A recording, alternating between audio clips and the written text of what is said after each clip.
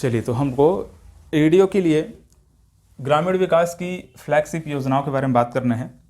और आज के इस क्लास में हम लोग मनरेगा को देखेंगे, महात्मा गांधी राष्ट्रीय रोजगार गारंटी योजना के बारे में बात करेंगे। ठीक है, फिलहाल एडीओ के सिलेबस को जब चेक करेंगे ग्रामीण विकास की फ्लैगशिप योजनाएं, तो कुछ इस प्रकार से आपको ये 6 यूनिट देखने को मिलेगा।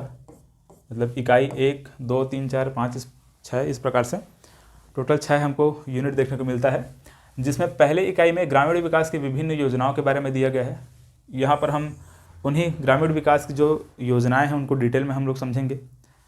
तीसरे में सामाजिक अंकेक्षण के बारे में बात करेंगे, ग्रामीण विकास की योजनाओं के क्रियान्वयन में बैंकों की भूमिका के बारे में बात करेंगे। फिर इसमें 5वें यूनिट में सूचना के अधिकार के बारे में बात करेंगे। 6वें में जल ग्रहण प्रबंधन के बारे में बात करेंगे। कुछ इस प्रकार से हम लोग इसको देखने वाले हैं, जैसे कि मैं आपको डिटेल में तो समझाते चलूँगा कि किस प्रकार से मतलब ये जो मनरेगा है ना। फिलहाल आज हम लोग मनरेगा पढ़ेंगे, तो मनरेगा किस प्रकार से क्या क्या है उसको तो हम लोग देखते हुए चलेंगे। साथ ही साथ जो 2012 और 2017 में एडीओ के द्वारा क्वेश्चन पूछा गया है, उन क्वेश्चन का पैटर्न भी आपको मैं समझाते हुए चलूँगा कि किस प्रकार से प्रश्न पूछा गया है और किस प्रकार से प्रश्न पूछा जा सकता है।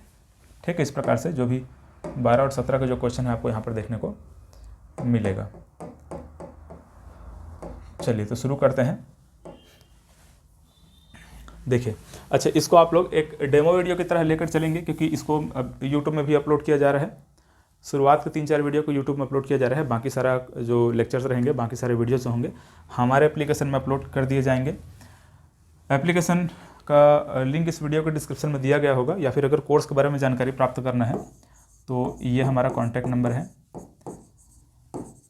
8770183315। ठीक है, इस नंबर पर आप लोग कॉल या फिर व्हाट्सअप करके जानकारी प्राप्त कर सकते हैं। एडीओ का जो नया बैच स्टार्ट किया गया है उसमें शुरू के जो 50 स्टूडेंट रहेंगे, शुरू के जो 50 स्टूडेंट्स होंगे उनके लिए मात्र कोर्स का प्राइस 1000 रुपये रखा गया है। बाकी इसके बाद कोर्स का प्राइस हो सकता है थोड़ा सा इंक्रीज़ हो जाए।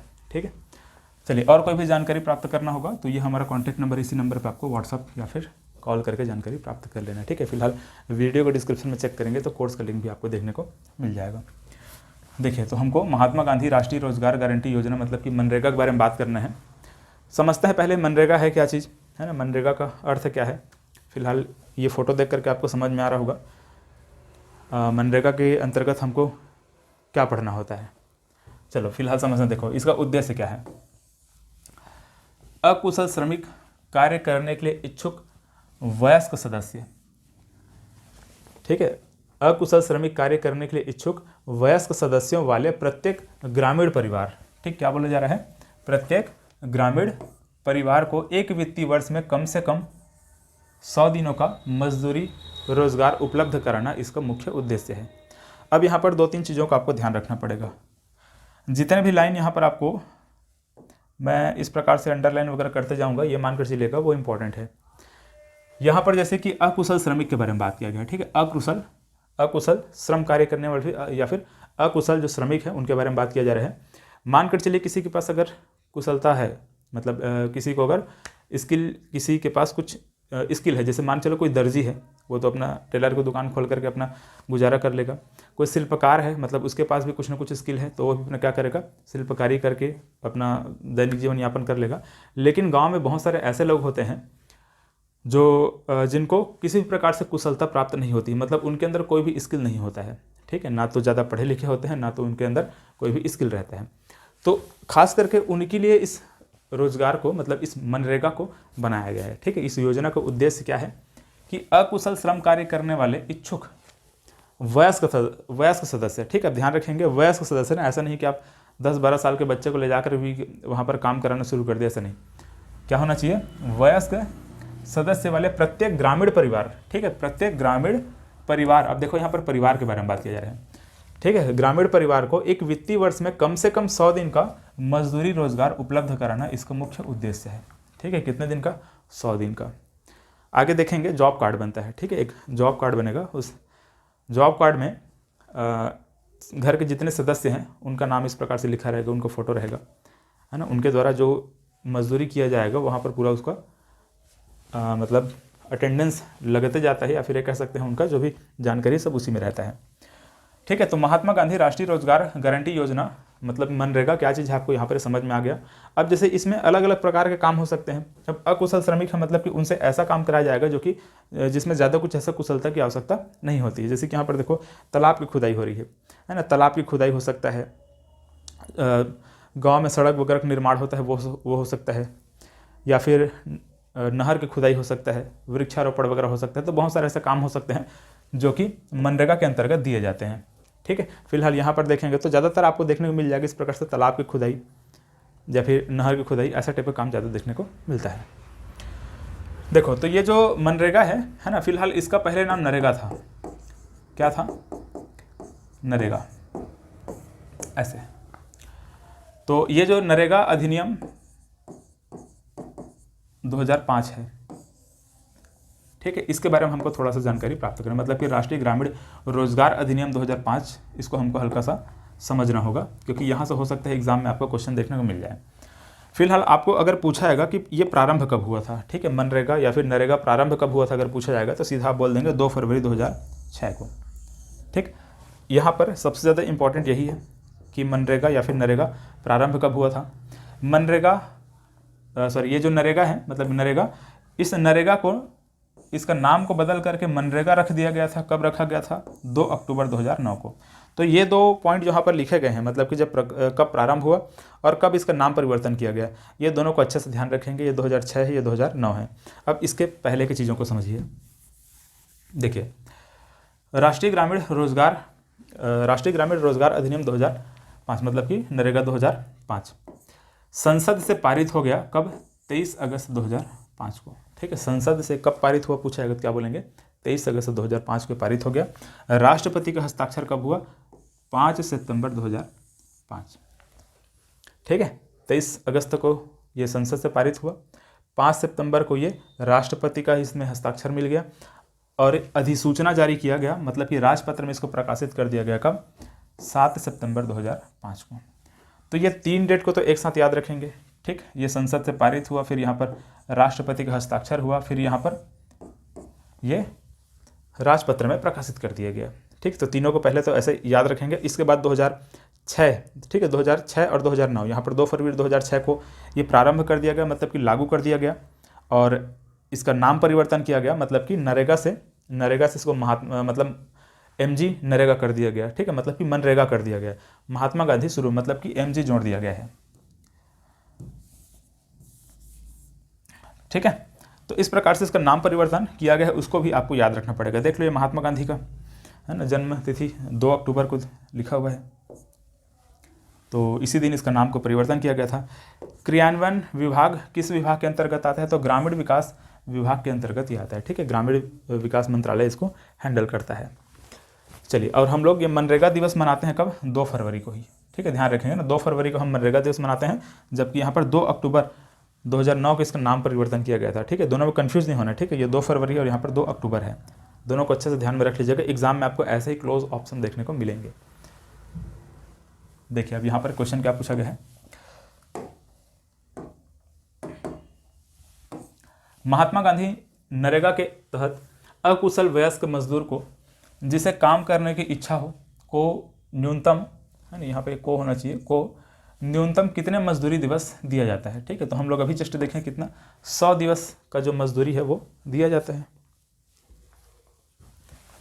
अब देखो नरेगा का विस्तार। ठीक है, और भी क्वेश्चन है जिसको हम लोग एक एक करके आगे देखते हुए चलेंगे। फिलहाल यहाँ पर जो इम्पोर्टेंट पॉइंट हमको देखने को मिल रहा है उसको पहले समझते हुए जाना है। तो ये जो नरेगा का विस्तार है, नरेगा का विस्तार पूरे भारत में एक ही बार में नहीं कर दिया गया है। ठीक है, जब इसको प्रारंभ किया गया तो कुछ क्षेत्र में, है ना, कुछ क्षेत्र मतलब कि कुछ जिलों में इसको लागू किया गया। कुछ समय बाद इसका रिजल्ट अच्छा, मतलब रिजल्ट जब अच्छा है तो कुछ समय बाद फिर से इसको और जो ज़िले हैं वहाँ पर भी लागू किया गया। ऐसा टाइप से यहाँ पर 3 चरणों में इसको लागू किया गया है। ठीक है, 3 चरणों में इसको लागू किया गया है। प्रथम चरण को लागू किया गया था 2 फरवरी 2006 को, द्वितीय चरण 1 अप्रैल 2007 को, तृतीय चरण 1 अप्रैल 2008 को। ये 1 अप्रैल 2008 वाला जो है ये क्वेश्चन पूछा जा चुका है। ठीक है, तृतीय चरण कब लागू किया गया था इसको ये पूछा जा चुका है।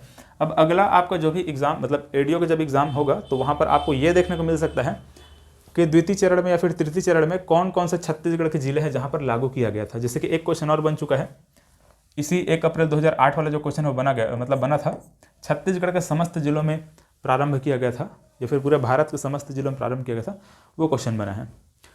देखिए, तो प्रथम चरण में देश के 200 जिलों में इसको लागू किया गया, ठीक है, देश के 200 जिलों में इसको लागू किया गया था। छत्तीसगढ़ के 11 जिलों में लागू हुआ, ठीक है, छत्तीसगढ़ के 11 जिलों में इसको लागू किया गया था। तो वही 11 जिले कौन कौन से हैं, जैसे कि सरगुजा संभाग में बात करेंगे तो यहाँ पर कोरिया, सरगुजा और जसपुर है। बिलासपुर संभाग में बात करेंगे तो रायगढ़, बिलासपुर है। दुर्ग संभाग में बात करेंगे तो कवर्धा, राजनांदगांव वाले क्षेत्र।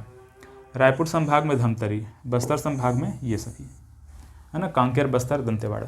तो इस प्रकार से टोटल यहाँ पर 11 जिलों में, छत्तीसगढ़ के 11 जिलों में 2006 में, मतलब कि 2 फरवरी 2006 में इस मनरेगा को, मनरेगा ना बोल के इसको फिर नरेगा बोलिएगा, क्योंकि 2009 में इसका नाम परिवर्तन होगा, ठीक है। अभी हम 2008 तक की चीज़ों को समझ रहे हैं, ठीक है, 2009 के बाद इसका नाम परिवर्तन हो जाता है।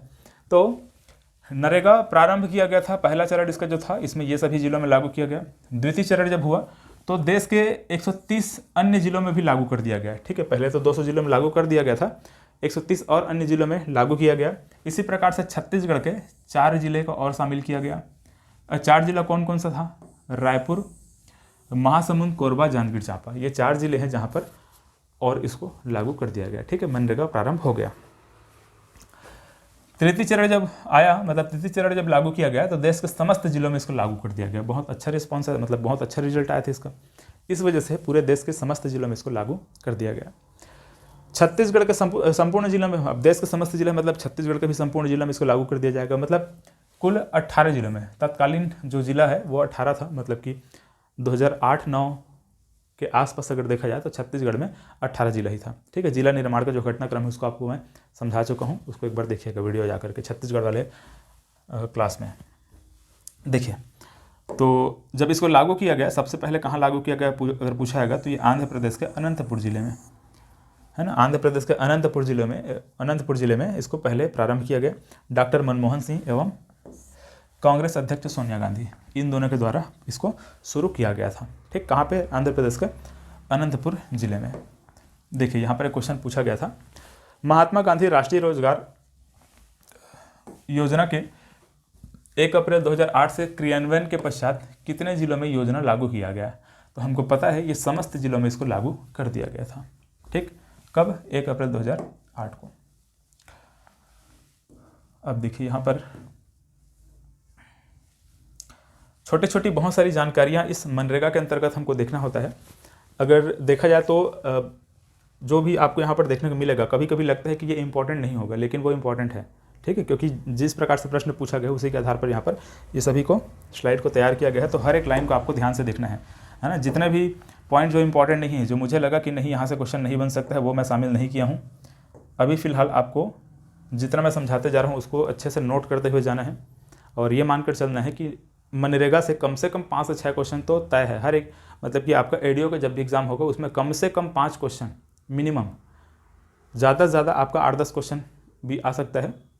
तो ये मानकर चलना है कि इस वीडियो से, इस मनरेगा का जो वीडियो हम अभी रिकॉर्ड कर रहे हैं, इसमें से कम आपको 3-4 क्वेश्चन बनने वाला है, ठीक है। हालांकि 2 पार्ट में मनरेगा बनेगा, एक पार्ट में तो पॉसिबल नहीं है बना पाना, ठीक है। देखिए, तो इसमें शामिल योजनाओं के बारे में बात करते हैं। अब ये जो मनरेगा भी देख रहे हैं, है ना, मनरेगा में कौन कौन सी 2 योजनाएं हैं जिसको शामिल किया गया है।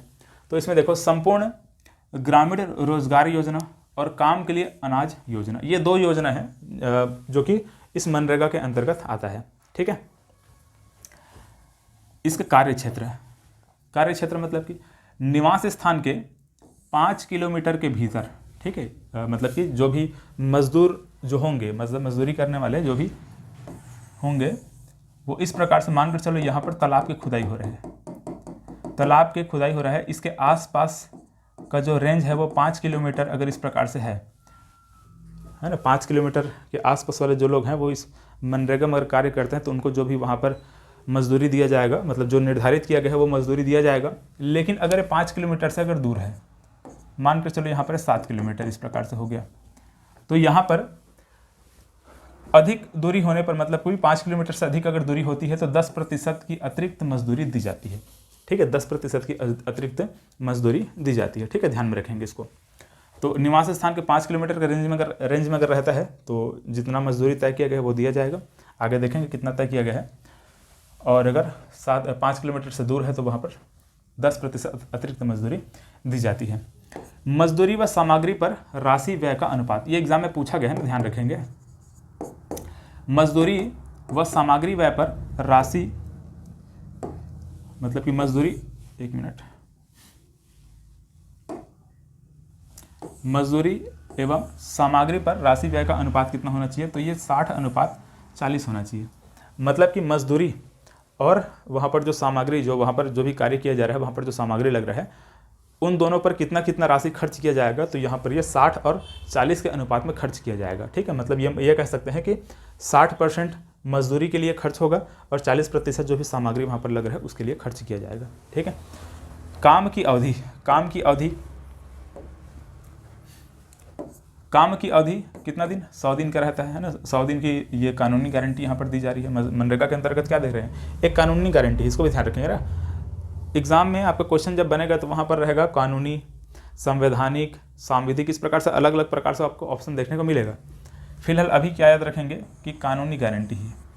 ठीक है, मनरेगा के अंतर्गत जो काम की गारंटी दी जा रही है, रोजगार की जो गारंटी दी जा रही है, वो क्या चीज़ है, कानूनी गारंटी है। तो यहाँ पर 100 दिन के बारे में बात किया गया है। 100 दिन है वो किसके लिए है, सामान्य क्षेत्र के लिए। ठीक है, देखिए सामान्य क्षेत्र यहाँ पर जो दिया गया है ना, इस सामान्य क्षेत्र में सिंपल अगर हम बात करेंगे तो 100 दिनों की जो मजदूरी है, 100 दिनों का जो रोजगार है वो दिया जाता है। लेकिन हमारे छत्तीसगढ़ सरकार 50 दिन की और एक्स्ट्रा जो मजदूरी है वो प्रदान करती है।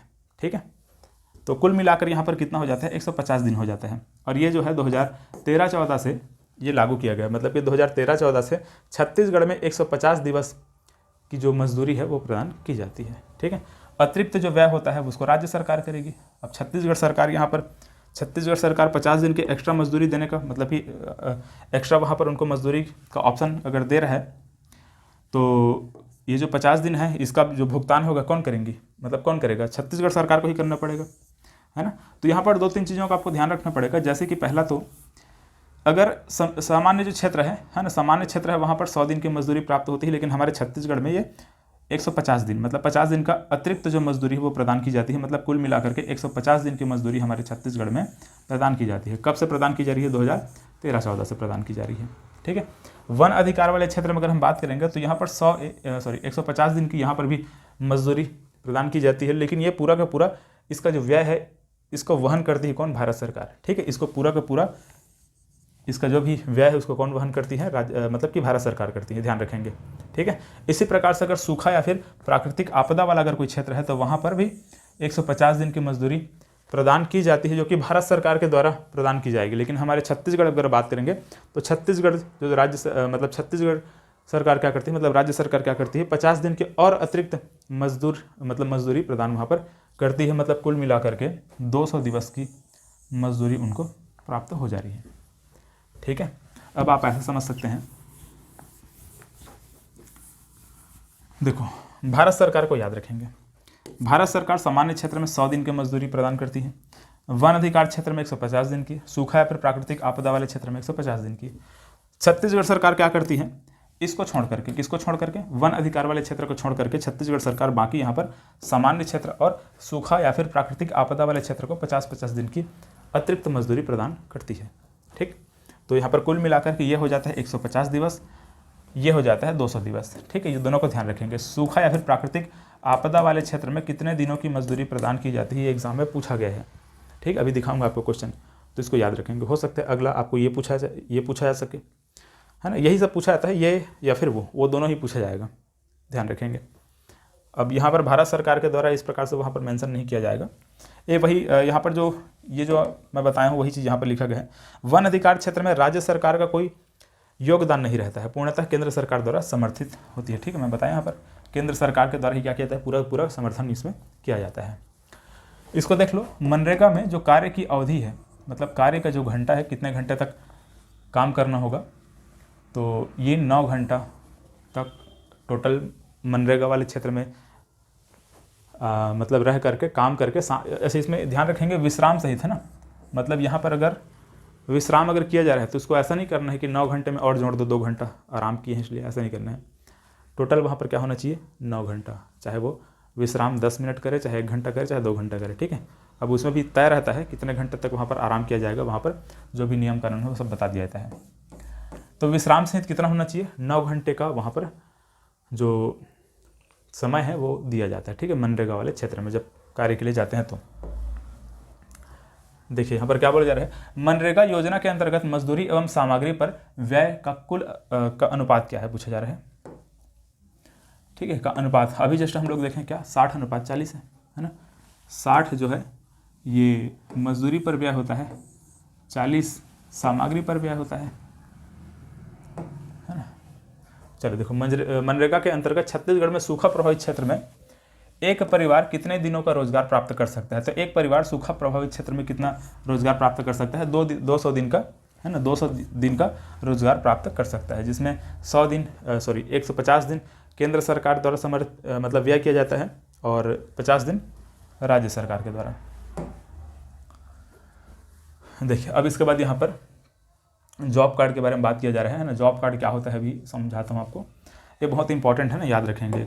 मतलब एग्ज़ाम में ऐसा हो जाता है कि कभी कभी इस जॉब कार्ड से 3-4 क्वेश्चन आपको देखने को मिल जाएगा, क्योंकि जब मनरेगा कार्य प्रारंभ करना है, मतलब मनरेगा में काम करने के लिए कोई इच्छुक है, कोई मजदूर इच्छुक है, तो उसको सबसे पहला काम यही रहेगा कि इसको जॉब कार्ड बनवाना पड़ेगा, ठीक है। इस प्रकार से जॉब कार्ड जब बनाते हैं तो उसमें जितने भी जो सदस्य हैं घर में, उनका इस प्रकार से जो कार्य करने के लिए इच्छुक हैं, वयस्क हैं, उनका इस प्रकार से नाम रहेगा, फोटो रहेगा, है ना, नाम फोटो इस प्रकार से यहाँ पर देखने को मिलेगा इस जॉब कार्ड में, है ना। उनके द्वारा जो मजदूरी किया जाता है वो हर चीज़ वहाँ पर दर्शाया जाएगा, ठीक। कितने दिनों की इनको मजदूरी प्रदान की जाएगी, कितने दिनों इन्होंने मजदूरी किया, वो जो भी चीज़ें हैं सब यहाँ पर जॉब कार्ड में देखने को मिलता है। तो ये जो जॉब कार्ड है, जॉब कार्ड के बारे में 3-4 पॉइंट हमको विशेष करके याद रखना होगा, हाँ, 3-4 पॉइंट यहाँ पर ये जो भी लिखा हुआ है इसी सब पॉइंट को हमको याद रखना पड़ेगा। अच्छा, यहाँ पर देखो, ये जॉब कार्ड बनवाने के लिए ऐसे कहाँ जाएंगे, मतलब पंजीकरण हमको करवाना है, मनरेगा में हमको कार्य प्राप्त करना है, रोजगार मतलब कि रोजगार प्राप्त करना है, तो उस कंडीशन में हमको कहीं तो जाना पड़ेगा। तो वो जाना पड़ेगा कहाँ, ग्राम पंचायत में, है ना। जॉब कार्ड बनवाने के लिए या फिर पंजीकरण करवाने के लिए कहाँ जाना पड़ेगा, ग्राम पंचायत में जाना पड़ेगा, और फिर वहाँ से हमको ये जॉब कार्ड बनाकर प्रदान किया जाएगा। देखो तो इसमें होता क्या क्या है, इसको समझो। यह ग्राम पंचायत द्वारा जारी किया जाता है, ठीक। किसके द्वारा जारी किया जाता है, ग्राम पंचायत द्वारा जारी किया जाता है। ध्यान रखेंगे, ऑप्शन में आपको अलग अलग प्रकार से वहाँ पर क्वेश्चन रहेगा, ठीक है। जनपद पंचायत द्वारा जारी, जिला पंचायत द्वारा जारी किया जाता है, कलेक्टर द्वारा जारी किया जाता है, इस प्रकार से ऑप्शन में आपको देखने को मिलेगा। तो किसके द्वारा जारी किया जाता है, ग्राम पंचायत द्वारा जारी किया जाता है।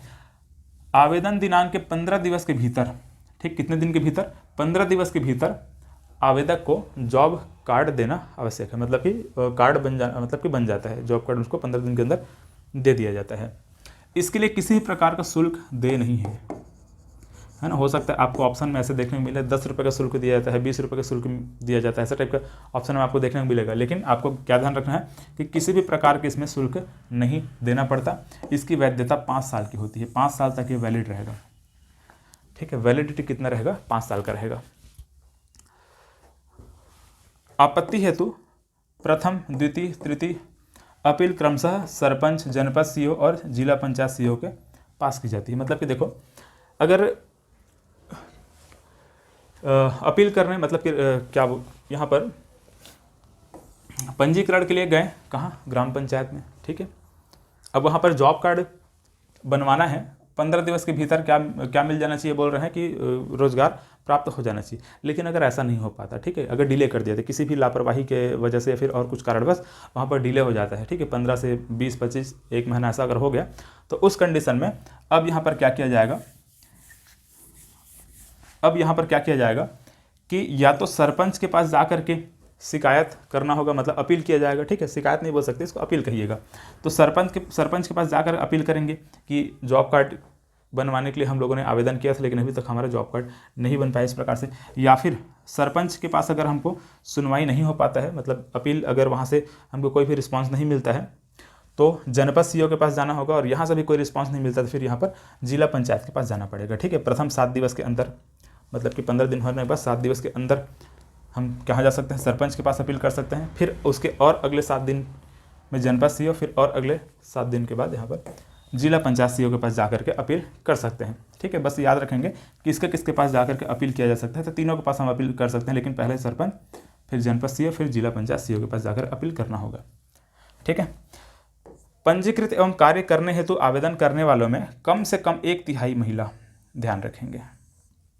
ठीक, इसको याद रखेंगे ना, कम से कम कितना, 1/3 महिला। मतलब ये कह सकते हैं कि यहाँ पर मतलब कि मनरेगा में आपको 1/3 महिलाओं का आरक्षण देखने को मिल रहा है। ठीक, कम से कम वहाँ पर कितना होना चाहिए, 1/3 महिलाएं होनी चाहिए। लेकिन ये भी अच्छी बात है, जैसे कि अभी हम देखें तो लगभग 53% से लेकर के 54% भागीदारी महिलाओं का ही है।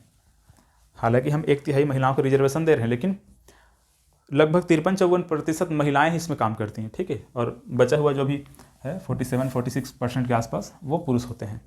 अभी का जो भी आंकड़ा है 2023-24 का आंकड़ा है, उसके आधार पर ये देखने को हमको मिलता है।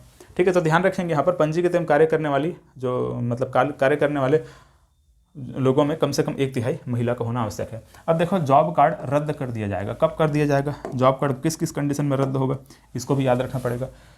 परिवार स्थायी रूप से शहरी क्षेत्र में पलायन कर चुका हो। ठीक, अगर परिवार गांव से पलायन करके शहरी क्षेत्र में चला गया है तो जॉब कार्ड रद्द कर दिया जाएगा। यदि परिवार किसी एक सरपंच को एक पंचायत को छोड़ करके, यदि परिवार किसी एक पंचायत को छोड़ करके दूसरे पंचायत में चला गया, ठीक, एक पंचायत को छोड़ करके दूसरे ग्राम पंचायत में चला गया, उस कंडीशन में भी क्या हो जाएगा, जॉब कार्ड रद्द हो जाएगा। फर्जी दस्तावेज के आधार पर वह पंजीकृत हुआ है तो भी जॉब कार्ड रद्द हो जाएगा। डुप्लीकेट या फिर डुप्लीकेट जॉब कार्ड बनवाया गया है तो भी वहाँ पर क्या हो जाएगा, जॉब कार्ड रद्द कर दिया जाएगा। यदि ग्राम पंचायत क्षेत्र को नगर पालिका, नगर निगम घोषित कर दिया गया है तो भी क्या कर दिया जाएगा, जॉब कार्ड रद्द हो सकता है। ठीक है, रद्द हो जाएगा। चलो, तो इस प्रकार से ये जो भी जॉब कार्ड है इसके बारे में याद रखेंगे। जॉब कार्ड के बारे में जो भी यहाँ पर चीज़ें हैं इसको तो याद रखना ही है, किस किस कंडीशन में रद्द कर दिया जाएगा उसको भी आपको याद रखना है। ठीक है, बहुत इंपॉर्टेंट पॉइंट है ना, ध्यान रखना है इसको। मनरेगा के अंतर्गत एक आवेदक के कार्य की मांग करने के कितने दिनों के बाद वह बेरोजगारी भत्ता का अधिकारी बनता है। देखो, तो ग्राम पंचायत में जा करके पंजीकरण जब करवाया जाता है तो अगर उसको 15 दिन के अंदर, है ना, 15 दिन के अंदर रोजगार प्राप्त नहीं होता है तो उस कंडीशन में उसको फिर बेरोजगारी भत्ता दिया जाएगा। ठीक है, इसका आंसर तो फिलहाल क्या है, 15 दिन है। तो 15 दिन के अंदर उसको रोजगार प्राप्त नहीं होता है, जॉब कार्ड अगर उसको नहीं बन पाता है, फिर और कुछ रीज़न से उसको रोजगार नहीं दिया जाता है, उस कंडीशन में यहाँ पर उसको बेरोजगारी भत्ता पाने का अधिकार हो जाता है। ठीक है, वो क्या करेगा, बेरोजगारी भत्ता उसको देना पड़ेगा। अब बेरोजगारी भत्ता कितना दिया जाएगा आगे हम उसको देखेंगे। अच्छा, देखो वही चीज़ फिर यहाँ पे दिया गया है, मतलब ये 2012 का क्वेश्चन है और यहाँ पर ये 2017 क्वेश्चन था। ठीक है, लगभग सेम क्वेश्चन है दोनों, एक बार 2012 में, एक बार 2017 में, दोनों में पूछा गया ना, ऐसे याद रखेंगे, है ना। उसका भी आंसर क्या है, उसका भी आंसर क्या था, 15 दिन था। देखो अभी यहाँ पर मजदूरी, अच्छा यहाँ पर आगे और जो भी चीज़ें आएंगी उसको समझेंगे। इसको देखो पहले, मजदूरी के दर तो 2023 और 2024 यहाँ पर दोनों दिया गया है। 1 अप्रैल 2023 को निर्धारित किया गया था क्या, 221 रुपये दिया जाएगा प्रतिदिन का, जो मतलब क्या है मजदूरी है वो कितना दिया जाएगा, 221 रुपये। जबकि 2024 में यह निर्धारित किया गया 243 रुपये। ठीक है, याद रखेंगे इसको, 2024 वाला इंपॉर्टेंट है, इसको याद रखना है आपको।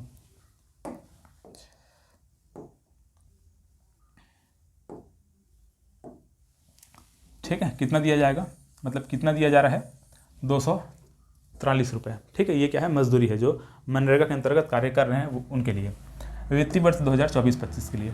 ठीक है, अभी नया बजट और नया आर्थिक सर्वेक्षण आएगा, वहाँ पर आपको और मतलब कि नया फिर डेटा देखने को मिल जाएगा, है ना। तो फिलहाल अभी इसको याद रखना है आपको, 243 रुपये का याद रखना है। मजदूरी का जो भुगतान है वो बैंक या फिर डाकघर बचत खाते के माध्यम से किया जाएगा। ठीक है, दोनों को याद रखेंगे, या तो डाकघर बचत खाते के माध्यम से मजदूरी भुगतान किया जाएगा या फिर बैंक के माध्यम से डायरेक्ट वहाँ पर भुगतान कर दिया जाएगा। बजट 2024-25 में मनरेगा हेतु भारत सरकार द्वारा 86,000 करोड़ का प्रावधान किया गया है। ठीक है, उसको याद रख लेंगे, भारत सरकार के द्वारा कितना हजार करोड़ का प्रावधान किया गया है, तो 86,000 करोड़ का प्रावधान किया गया था मनरेगा के लिए। ठीक है, अब देखिए यहाँ पर और पारदर्शिता एवं उत्तरदायित्व। ठीक है, पारदर्शिता एवं उत्तरदायित्व। अब जैसे कि मनरेगा के अंतर्गत भ्रष्टाचार ना हो, किसी के अधिकारों का हनन ना हो जाए, या फिर और किसी भी तरीके से वहाँ पर अगर कुछ चीज़ें हैं उन सब के लिए यहाँ पर कुछ नियम बनाए गए हैं, इसको हमको यहाँ पर समझना है। तो पारदर्शिता कैसे वहाँ पर होगा, उत्तरदायित्व किन के पास रहेगा, तो यहाँ पर दिया गया है। योजना क्रियान्वयन से संबंधित शिकायतों के निवारण के लिए जिला स्तर पर योजना अंतर्गत 17 लोकपाल की नियुक्ति की व्यवस्था की गई है। ठीक, कितने लोकपाल? 17 लोकपाल। ठीक, याद रखेंगे, एग्जाम में पूछा गया है। 17 लोकपाल की नियुक्ति की व्यवस्था की गई है। राज्य के सभी 33 जिलों का, ठीक है, अभी वर्तमान में राज्य में हमारे छत्तीसगढ़ राज्य में 33 जिले हैं, तो 33 जिलों का 17 प्रादेशिक क्षेत्र बनाए गए, मतलब 33 जिलों में 17 प्रादेशिक क्षेत्र बनाए गए हैं। ठीक है, और वहाँ पर ये आपको लोकपाल, मतलब वहाँ पर लोकपाल की नियुक्ति की गई है। ठीक है, तो अगर किसी भी प्रकार से शिकायत है, शिकायत का निवारण जो है वो कहाँ पर होगा? ये 17 जो प्रादेशिक क्षेत्र बनाए गए हैं वहाँ पर इसका निवारण होगा। ठीक है, यहाँ पर लोकपाल की नियुक्ति की गई है। भारत सरकार के निर्देशानुसार पारदर्शिता सुनिश्चित करने हेतु राज्य में पृथक सामाजिक अंकेक्षण इकाई का गठन किया गया। ठीक है, इसको भी याद रखेंगे। ठीक है, राज्य में पृथक सामाजिक अंकेक्षण इकाई का गठन किया गया है। अब इसको मैं आपको आगे और समझाऊंगा। ठीक है, सामाजिक जो अंकेक्षण है, मतलब कि सोशल ऑडिटिंग है, वो किसके द्वारा किया जाता है, किन के द्वारा किया जा सकता है, ये जो भी चीज़ें हैं आगे वहाँ पर 1-2 क्वेश्चन आएगा, उसके आधार पर हम लोग समझेंगे। शिकायतों का निराकरण हेतु छत्तीसगढ़ ग्रामीण रोजगार गारंटी शिकायत निवारण नियम 2012 बनाया गया है। राजपत्र में प्रकाशन ये 11 मई 2012 को किया गया था। ठीक है, फिलहाल इतना इंपॉर्टेंट नहीं है कब प्रकाशन किया हुआ था, ऐसा कुछ ज़्यादा याद रखने की जरूरत नहीं है। ठीक है, चलो, तो इस प्रकार से ये है। आगे अब देखते हैं 1-2 क्वेश्चन होगा। अच्छा, बेरोजगारी भत्ता के बारे में बात करेंगे, फिर यहाँ पर आगे ये सब है, फिर ये जो भी क्वेश्चन है उनके बारे में बात करेंगे। देखो,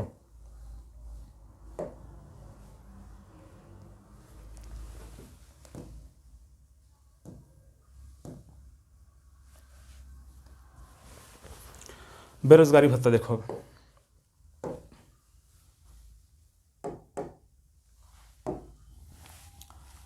यदि आवेदन के 15 दिन के भीतर रोजगार प्राप्त नहीं होता है, ठीक है, ग्राम पंचायत में जाकर आवेदन करते हैं, 15 दिन के भीतर रोजगार प्राप्त नहीं होता है, तो व्यक्ति को बेरोजगारी भत्ता प्राप्त करने के पात्र होगा। ठीक है, बेरोजगारी भत्ता उसको दिया जाएगा।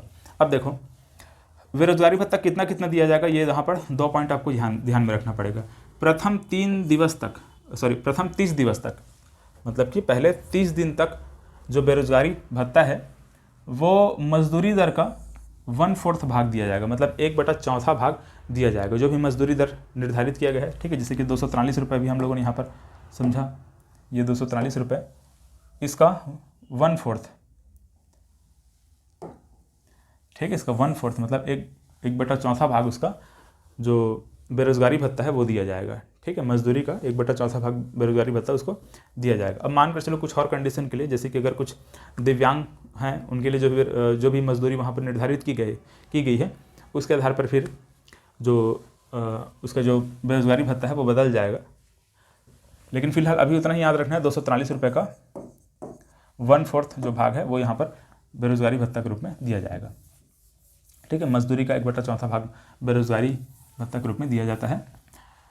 प्रथम 30 दिवस तक यह हो गया। अब 30 दिन के बाद, है ना, 30 दिवस के बाद मजदूरी दर का 1/2 भाग, मतलब कि आधा, 243 का आधा जो है वो बेरोजगारी भत्ता के रूप में दिया जाएगा। ठीक है, तो पहले 30 दिन तक यहाँ पर 1/4 भाग दिया जाएगा, फिर अगले मतलब कि 30 दिन के बाद आधा, मतलब कि 1/2 भाग वो बेरोजगारी भत्ता के रूप में दिया जाएगा।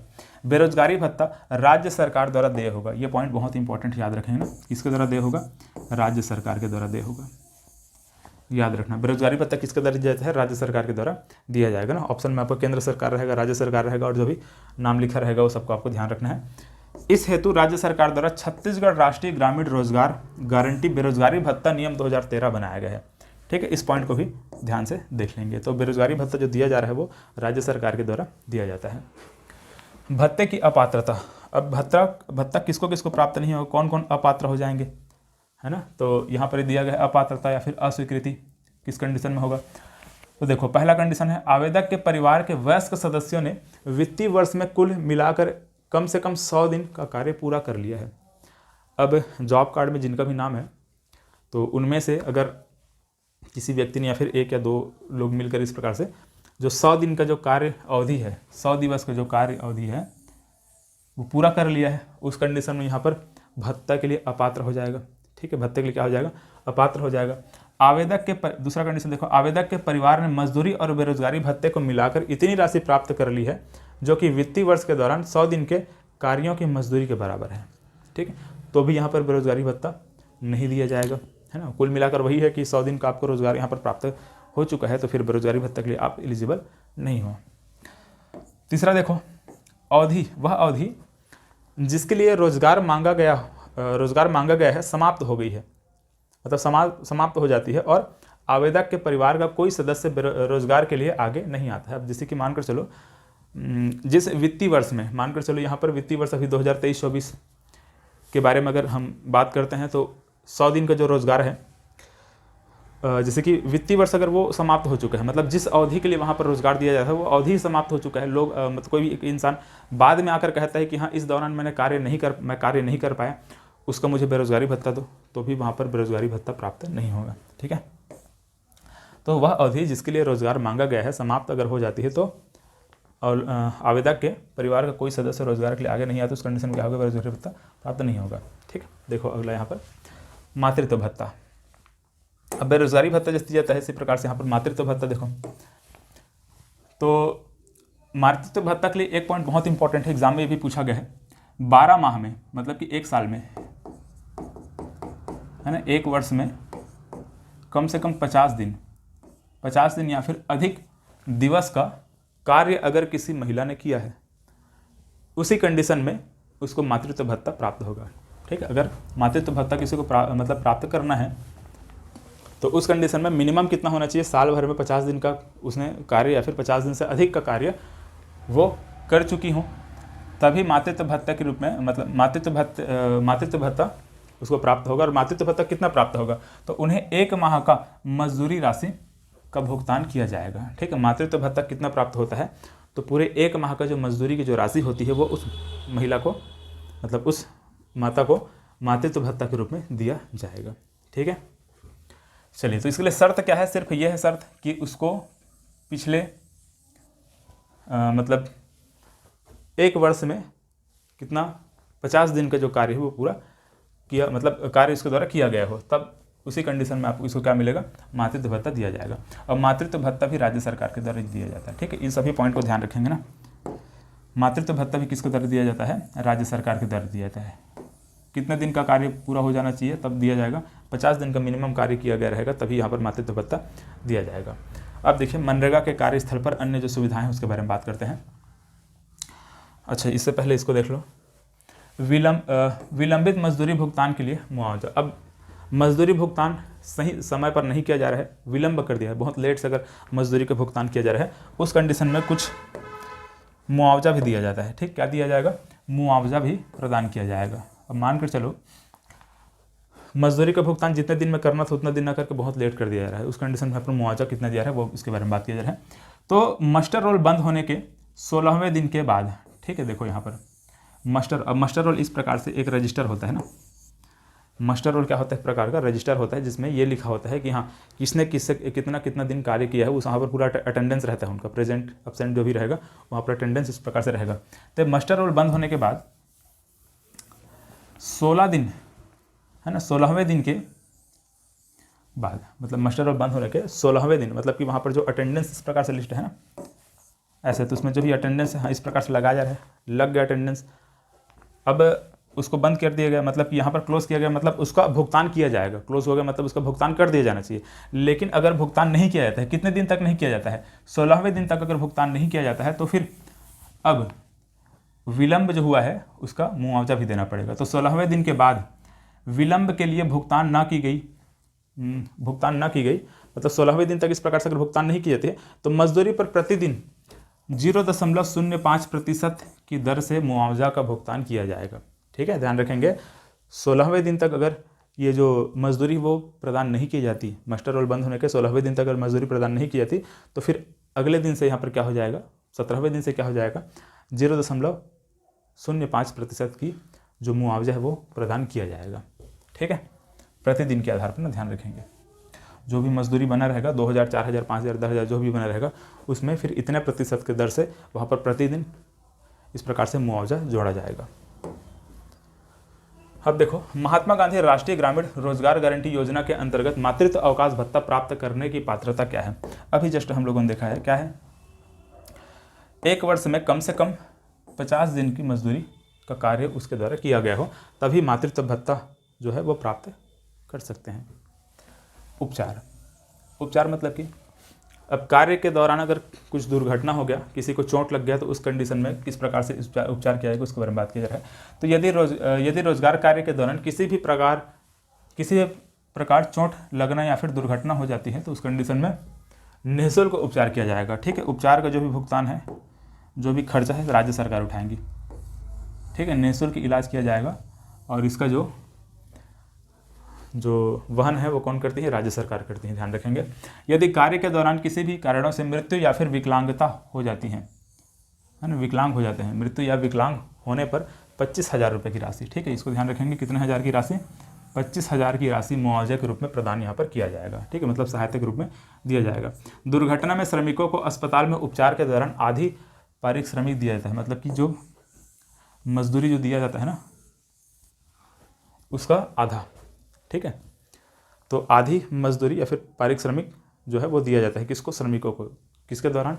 उपचार के दौरान, मतलब जब इलाज चलता रहेगा हॉस्पिटल में, मान के चलो 3 महीने तक एडमिट हो गया है ना, किसी का पैर फ्रैक्चर हो गया, 3 महीने तक उसको एडमिट कर लिया, कुछ और हो गया तो 2 महीना 3 महीना इस प्रकार जितने भी दिन उसको एडमिट करके रखा जाएगा, उपचार जब तक चलेगा तो उसको उस दौरान क्या किया जाएगा? आधी मजदूरी दी जाएगी, मतलब उसके जो भी मजदूरी बनता था उसका आधा मजदूरी उसको मतलब उसको प्रदान किया जाएगा। ठीक है, हर माह।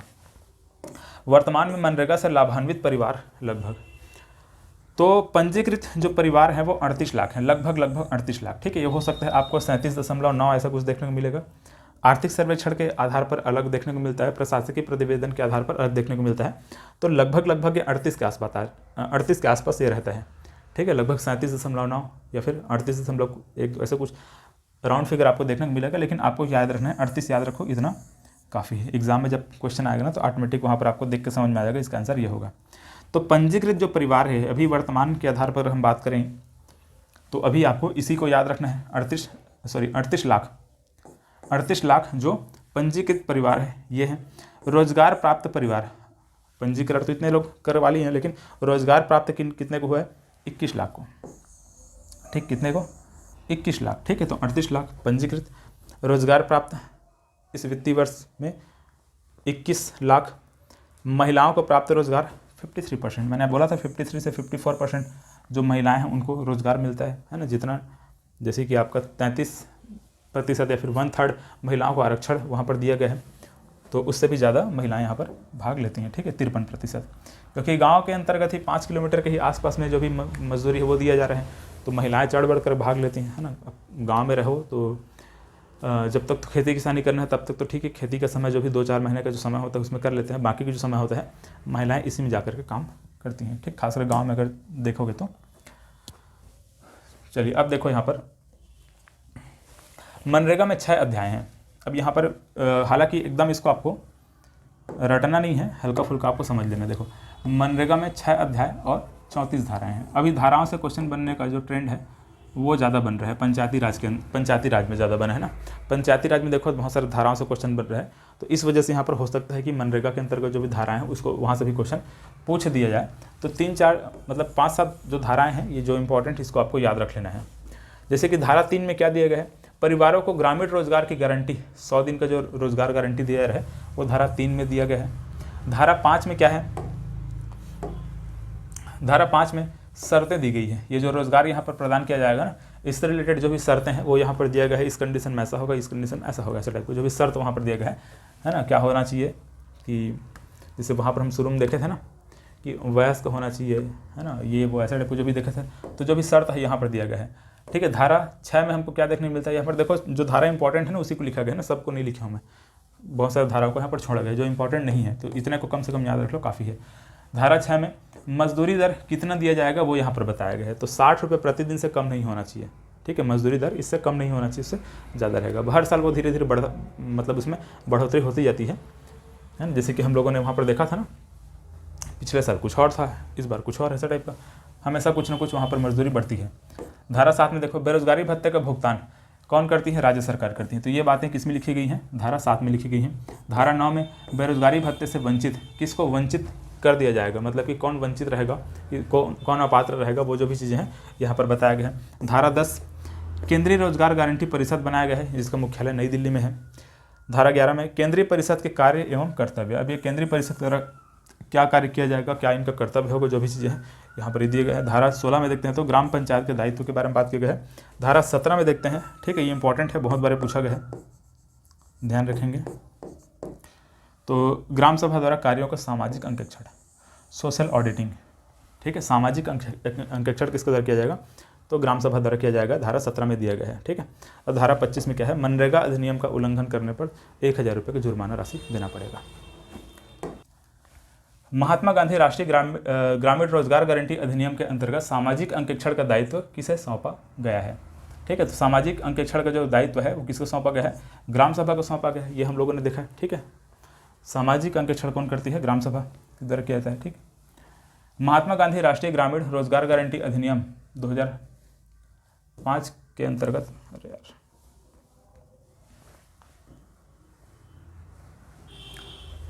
महात्मा गांधी राष्ट्रीय ग्रामीण रोजगार अधिनियम 2005 के अंतर्गत किए गए कार्य के अनिवार्य सामाजिक अंकेक्षण करने की अवधि क्या है? तो कितने अवधि में अनिवार्य रूप से सामाजिक अंकेक्षण किया जाता है? तो ये 6 माह में याद रखेंगे, ठीक है। इस अधिनियम की धारा 17 के अंतर्गत प्रत्येक 6 माह में एक बार सामाजिक अंकेक्षण करना अनिवार्य है, ठीक है। प्रत्येक 6 माह में एक बार क्या होना चाहिए? सामाजिक अंकेक्षण, मतलब कि सोशल ऑडिटिंग होना चाहिए। सामाजिक अंकेक्षण में ग्राम सभा की अध्यक्षता कौन करता है ना? ग्राम सभा की अध्यक्षता, अब ग्राम सभा की अध्यक्षता है वो इनमें से कोई नहीं रहेगा, ठीक है, ये सब नहीं रहेंगे। ग्राम सभा की जो अध्यक्षता, देखो, सामाजिक अंकेक्षण की अध्यक्षता ग्राम सभा के द्वारा अपने ही बीच से किसी एक सदस्य को चुनाव करते हैं, ठीक। ग्राम सभा के द्वारा अपने में से किसी चयनित व्यक्ति द्वारा वहाँ पर अध्यक्षता किया जाएगा, ठीक है। इसको हम ग्राम पंचायत, मतलब कि ये आपका जो पंचायती राज है उसमें भी हम लोग इसको पढ़ते हैं। इसको देखो, सामाजिक अंकेक्षण का अधिकार निम्नलिखित में से किसे दिया गया है, ठीक है। तो अब यहाँ पर अगर देखा जाए तो इसका आंसर जो लिया गया है उपयुक्त तो सभी लिया गया है, क्योंकि छत्तीसगढ़ सामाजिक अंकेक्षण नियम 2015 व मनरेगा अधिनियम 2005 के तहत उपयुक्त सभी को, मतलब इन सभी को सामाजिक अंकेक्षण का जो अधिकार है वो दिया गया है, ठीक है। तो इस प्रकार से ये जो हमारा मनरेगा वाला टॉपिक होता है वो हमारा कंप्लीट हुआ यहाँ पर।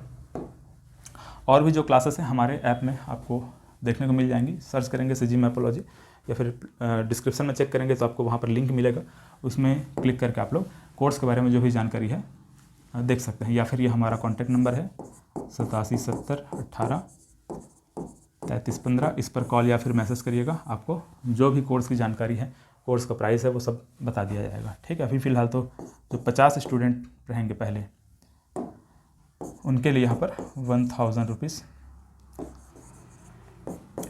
जो फीस है वो रखा गया है, ठीक। चलिए, तो आज के क्लास में बस इतना ही, मिलते हैं अगली क्लास में, धन्यवाद।